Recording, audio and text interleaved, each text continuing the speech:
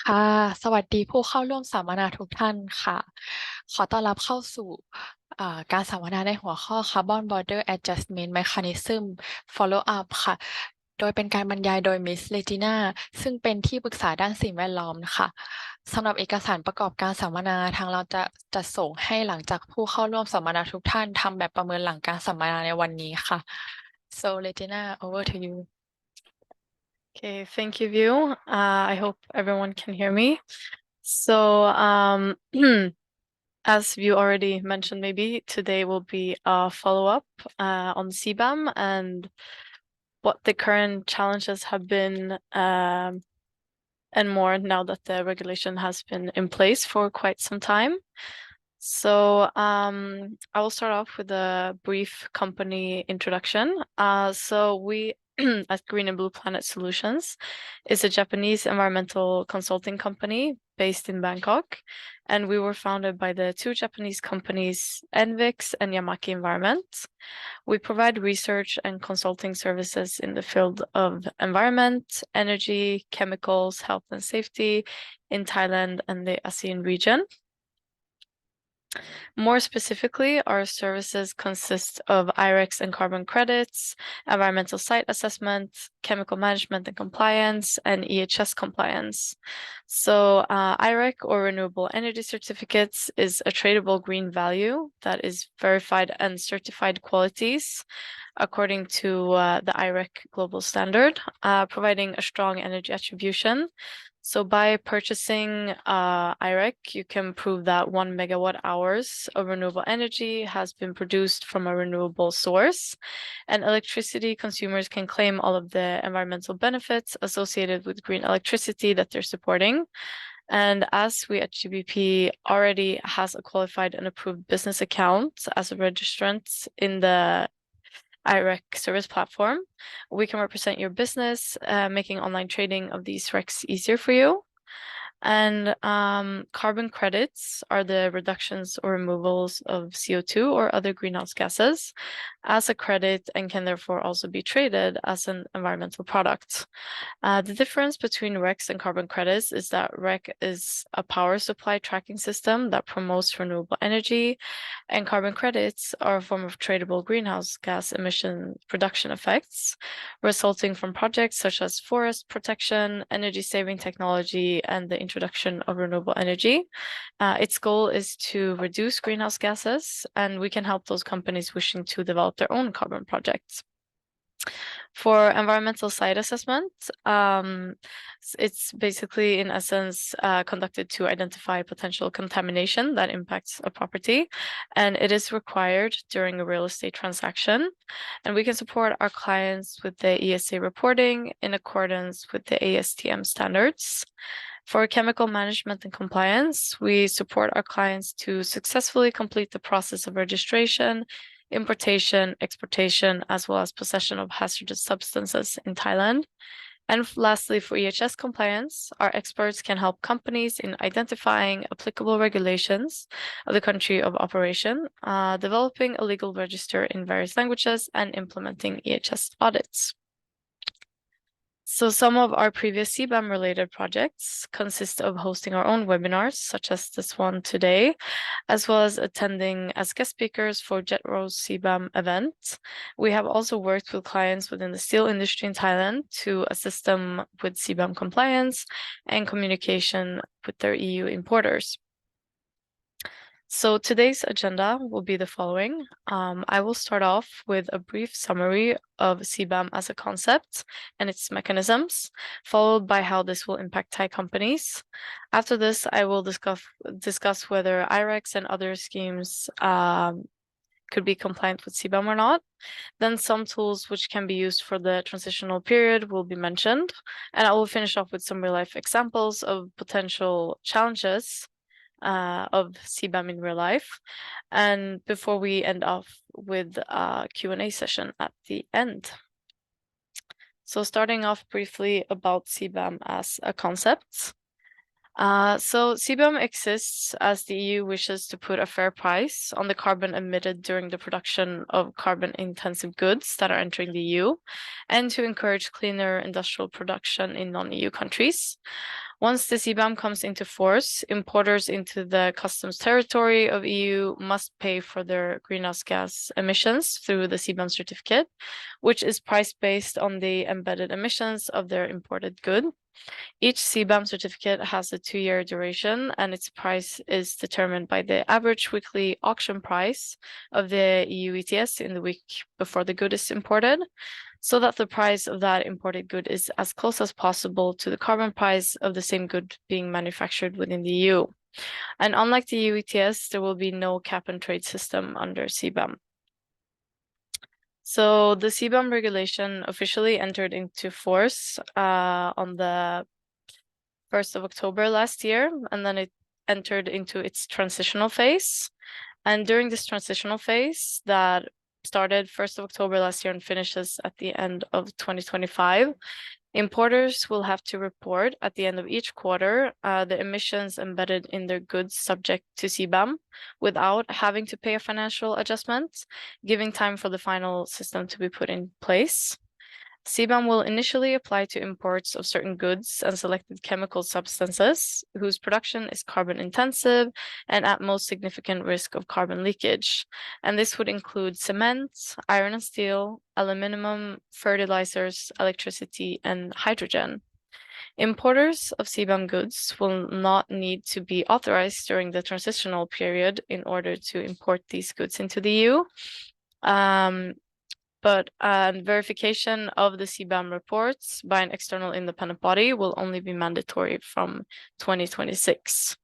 So starting on the 1st of January in 2026, importers of CBAM goods into the EU will have to declare by the last day of May each year the quantity of goods and the embedded emissions in those goods imported into the EU in the preceding year, meaning that the first report will have to be submitted by 31st of May in 2027.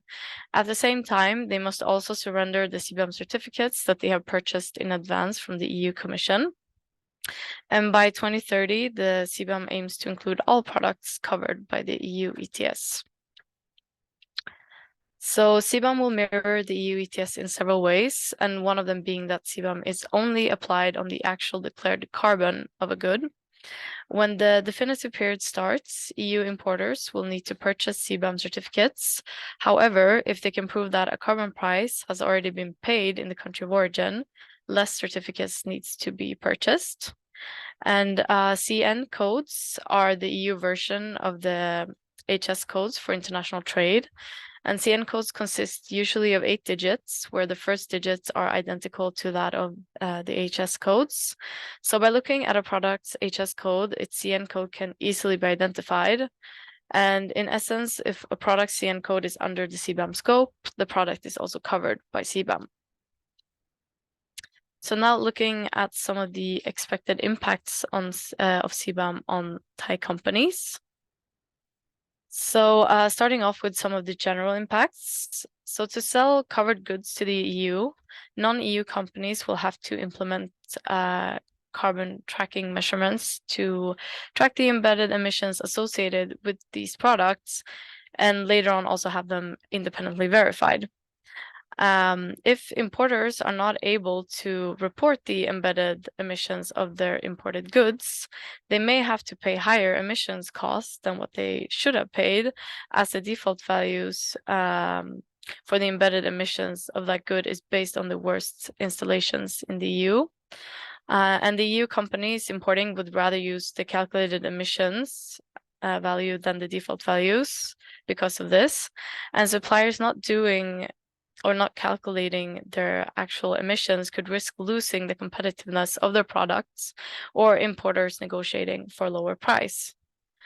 A non-EU country would be most vulnerable if it was to predominantly produce and export CBAM goods for the EU market, and specifically if the country's GDP strongly depends on these exports. And eventually, the EU Commission wishes to set up a system that allows operators of production installations to register in a central database and to make their verified embedded greenhouse gas emissions from production of goods available to authorized declarants. And an operator should be able to choose not to have its name, address, and contact details in the central database made accessible to the public. And it is also important to note that the importer will always be the one held accountable for the correctness of the data. So some other general impacts of CBAM is that other countries is following in its footsteps, but I will get back to that more in the upcoming slides. Another one is that the use of, as I mentioned before, we also have the default values, but these default values comes with certain criterias. And if an installation produces complex goods, which refers to CBAM covered goods using precursor material that is also covered by CBAM as input material, the default values can be used for these complex goods if the emissions from the precursors make up for less than 20% of the total embedded emissions from the finished product. This criteria has no time limit as of right now. However, in the case of precursors making up for more than 20% of the total emissions, estimations need to be used instead. The default values can also be used freely with no quantitative limit until the 31st of July this year. But after this, it is only possible in the case of precursors, as just mentioned. It is therefore of importance that operators start early with the gathering of all of the necessary information needed to calculate their actual emissions. Lastly, it is also important to note that the published default values are for the transitional period and may change for the definitive period. As of right now, the default values are based on the worst installations within the EU, but after the transitional period, when the EU has received more information from separate countries and their emissions, the default values might be changed to better fit each country. Hence, Thailand might receive its own default values based on the emissions released from installations within Thailand. So based on 2022 export data, the total value of Thailand's exports of the 5 CBAM covered goods, excluding electricity, consisted of $212.9 million US, or around 0.07% of its global exports and 0.8% of its EU exports. Of this portion, the majority consists of iron and steel products, which together represents 67% of the CBAM goods exported to the EU, followed by aluminum, which makes up for 33% of the CBAM goods. So initially, the CBAM will not affect Thailand in a significant way, given that the CBAM product categories that are exported to the EU comprise a very small portion of Thailand's total export value. And nevertheless, Thai businesses should be prepared as the EU may expand the scope of goods covered under CBAM in the future. Furthermore, there is the risk that other countries may strengthen their climate change measures in a similar manner, and that other drivers to reduce greenhouse gas emissions, such as net zero trends, will assume greater importance in Thailand in the near future. Thai exports of CBAM goods to the EU does in fact have a very similar profile to those of South Korea, China, and India, in which the sales of iron and steel are the most important, followed by aluminum. And this is also of importance as these will become potential competitors to Thailand. And it is also extra important then to be prepared to calculate actual emissions. As I've already mentioned, it is beneficial for the competitiveness amongst the EU importers.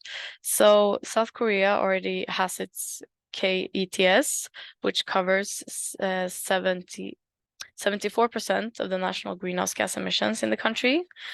India is currently introducing its own carbon trading mechanisms as well. And currently China is the EU's largest trading partner, but their national ETS currently only covers the power sector.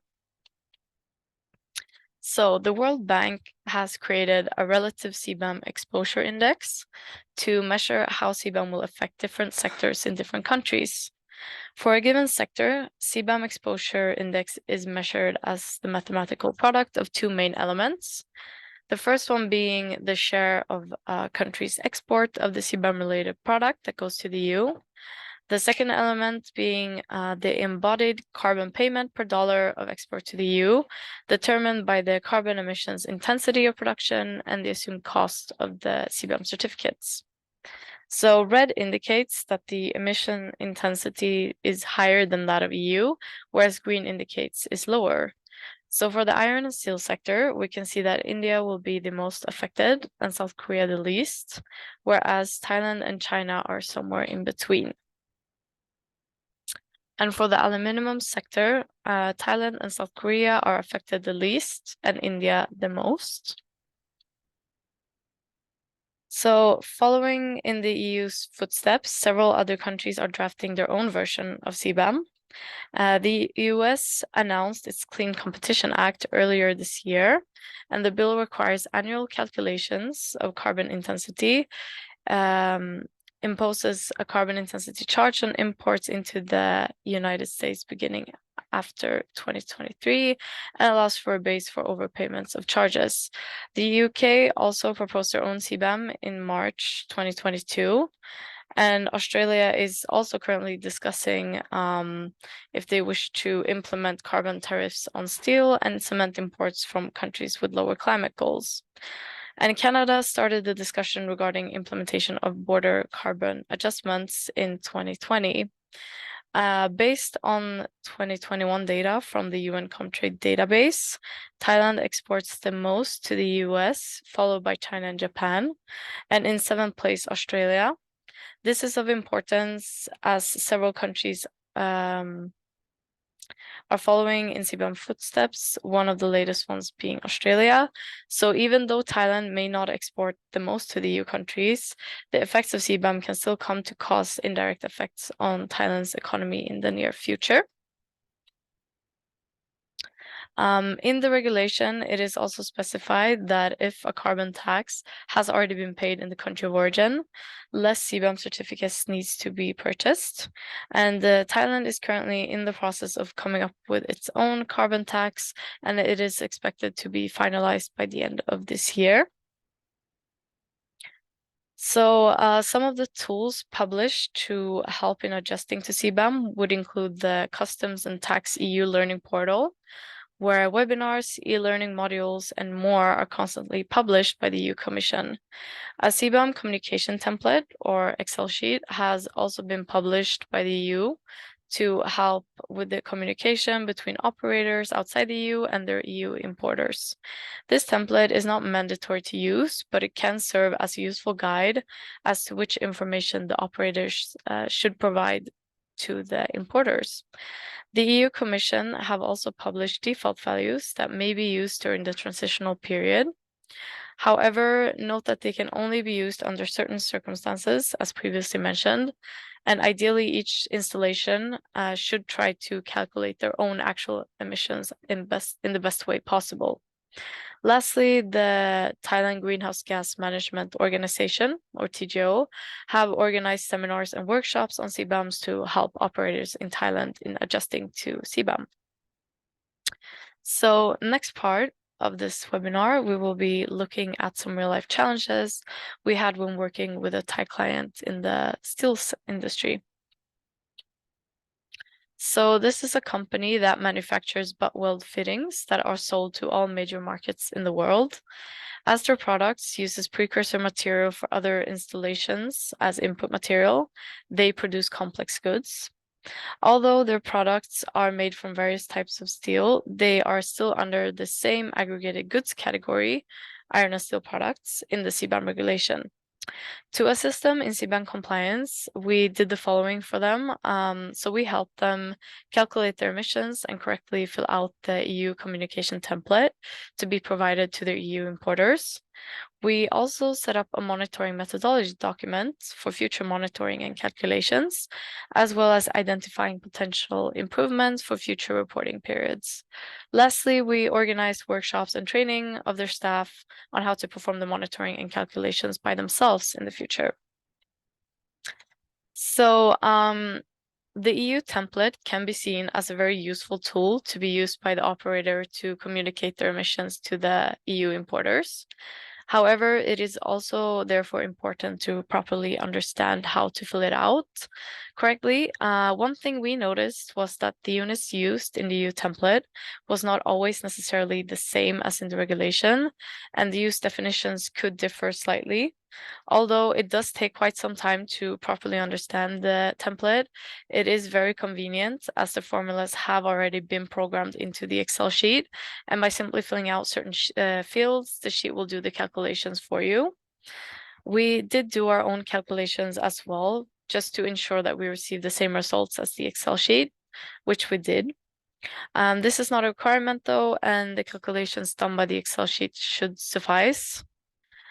When calculating the direct emissions from fuel consumptions used, we use the standard factors provided by the EU in terms of net calorific values and emission factors. But for fuels that have not been assigned any standard factors, such as acetylene, we needed to find alternative sources on which value to use instead. Furthermore, for the precursors, we mostly had to use default values as the suppliers had not yet started their own calculations of their emissions. For one of the precursors, HS or CN code was not included in the list of default values for precursors provided by the EU. And this could happen as the HS codes can differ slightly between different countries. We therefore needed to discuss together with the client which one of the HS codes would be the best fit based on the product description. Another critical point was setting out a monitoring methodology, explaining in detail how the monitoring and calculations of the embedded emissions were conducted. This was then also used for the training sessions, so the client could understand all of the steps we had taken and why. For the monitoring to take place, we also needed to define the installation's boundaries and how to monitor the emissions. As previously mentioned, the client produced different goods, but they are all under the same aggregated goods category, iron and steel products. And because of this, we could use something called the bubble approach. And the bubble approach means that we could monitor and report the embedded emissions, defining one joint production process without having to assign any of, for example, the used electricity to specific production processes in the installation. Rather, the whole installation could be seen as one big production process unit where electricity, fuel, and more goes in, and out comes the finished product and emissions. The client also had two outsourcing processes as part of reducing their finished products. However, we were not able to find any mention in the regulation on how to deal with this scenario. We were still wondering if the outsourcing company have to calculate their own emissions for specifically that production step, or how to deal with it. So hopefully there will be some clarifications on this in the future. But for our specific case, the outsourcing processes did not produce much carbon dioxide emissions, as they mostly consisted of chemical treatment. However, this does need to be revised in the future. And our client did already have somewhat of a computer system in place where most of the information was accessible for calculations. But most of the use data was based on purchased amount of fuel, precursor material, etc., as this was the available data at the moment. However, preferably the data should be based on actual consumption, as all of the purchased amounts may not necessarily be consumed within the reporting period. And for the precursor suppliers, most of them did not appear to be well prepared for CBAM, as we contacted all 40 of them. Only 5 replied with calculated emissions, and out of these, only one of them provided reasonable data. It is therefore important to start early with contacting the suppliers and put pressure onto them. In the case of our client, the precursor material did make up for a majority of the specific embedded emissions for the installation, meaning that for our client to lower their emissions, they also have to put a lot of pressure onto their suppliers. So to clarify, in the regulation, they separate between specific emissions and specific embedded emissions. So specific emissions refers to the emissions from only our client's installation, and the specific embedded emissions includes the emissions from the precursors as well. And as we can clearly see in this slide, the precursor material makes up for a majority of the emissions when producing our client's finished goods. As we only had access to one supplier's calculated emissions, default values had to be used for the rest of the precursors. The one supplier who had calculated their emissions had significantly lower values than the default values, which again indicates the importance of putting pressure on suppliers to actually calculate their own emissions and also try to lower them. So when comparing the calculated values for our client with if we would have only used default values instead, the use of default value does appear to result in lower emissions than calculating yourself. However, it is important to note that the default values can only be used freely until the 31st of July this year. And after this, it is only acceptable to use it for precursors if they make up for less than 20% of the total emissions for a finished product. In our case, the emissions from the precursors also make up for more than 20% of the total emissions, meaning that after the 31st of July, our client would have to use estimations. These estimations should be based on the installation's own production process, and how to properly calculate these estimations is further specified in Annex 3 of the implementing regulations from the EU. Furthermore, these default values are subjected to change and may be adjusted to the countries of different installations, meaning that they may increase for Thailand in the future. Hence, it is still important to start early and use the transitional phase for its purpose, which is learning by doing. So finishing off this webinar, I will do a quick recap of everything we went over. The CBAM regulation entered into its transitional phase on the 1st of October last year, and the first reporting deadline was on the 31st of January this year. The effect of this regulation on Thai companies is currently not huge, but if the scope of CBAM covered goods expands in the future, Thailand may be affected more. Other countries are also following in CBAM footsteps, one of them being the US, which is Thailand's main country of export. And if a carbon tax has been paid in the country of origin, less CBAM certificates are needed. And Thailand is currently discussing on how to implement its own carbon tax. And although there are no obligations yet and no need to buy certificates until the definitive period in 2026, it is still important to start early and take this time to learn so that when it does get stricter in the future, US businesses are prepared. And as I've demonstrated during this webinar, we at Green and Blue Planet Solutions possesses the knowledge and tools to assist you in CBAM compliance. So we will now open up for some questions and discussion, and you can either type your question in the chat or unmute yourself and ask. Thank you.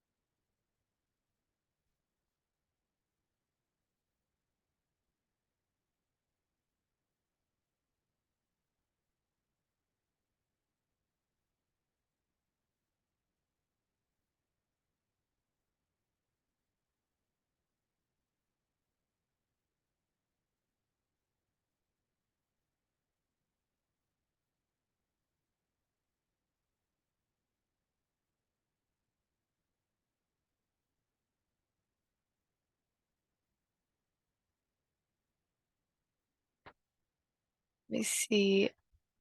Okay, I will have a look at some of the questions. Looking at the slide here because decision. Okay. So the slides, I think it might be possible for us to send them through email afterwards.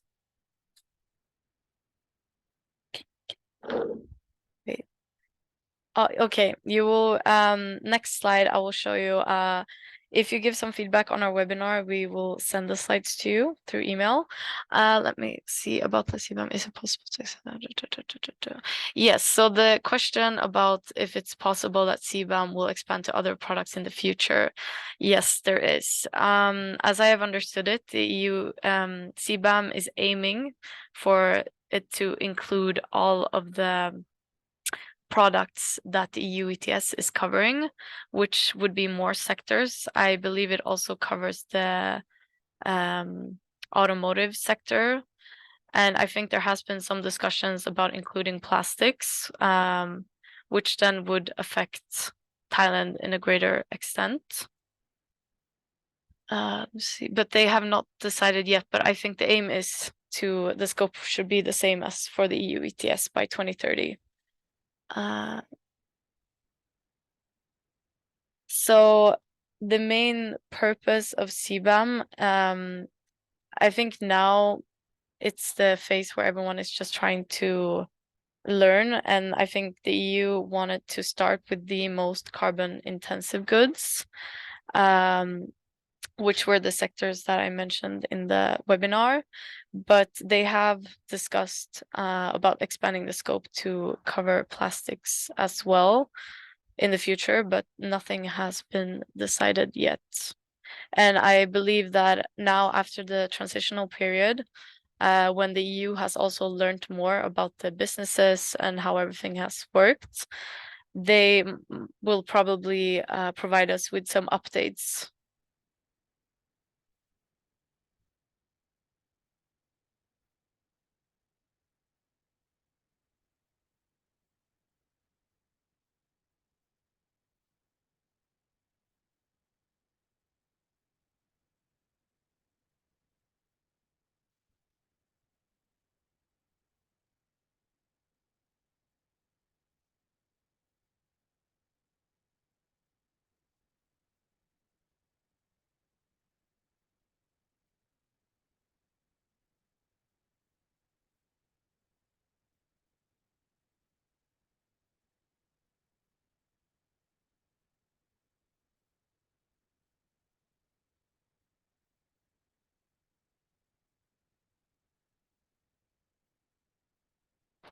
Okay, if there are no more questions, please feel free to contact us after this webinar if you have any more questions.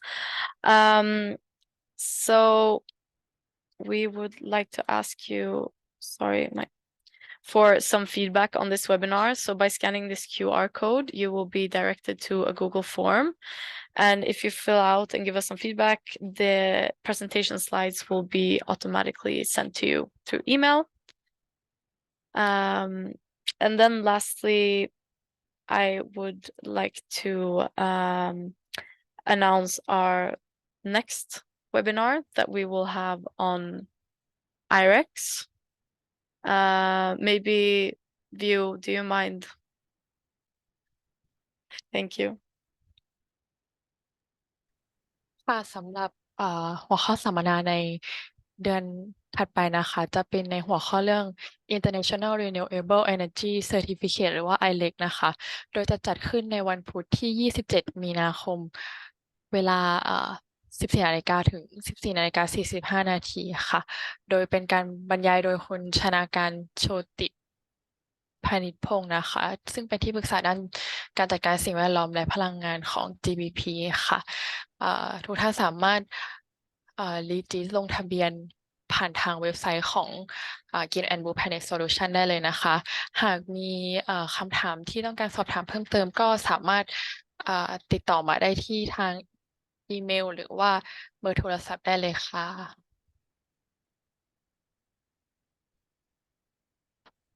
ค่ะสำหรับ เอกสารประกอบการสัมมนานะคะจะส่งให้กับผู้เข้าร่วมหลังจากการทำแบบประเมินเรียบร้อยแล้วนะคะซึ่งลิงก์การทำแบบประเมินจะอยู่ในช่องแชทนะคะขอบคุณค่ะ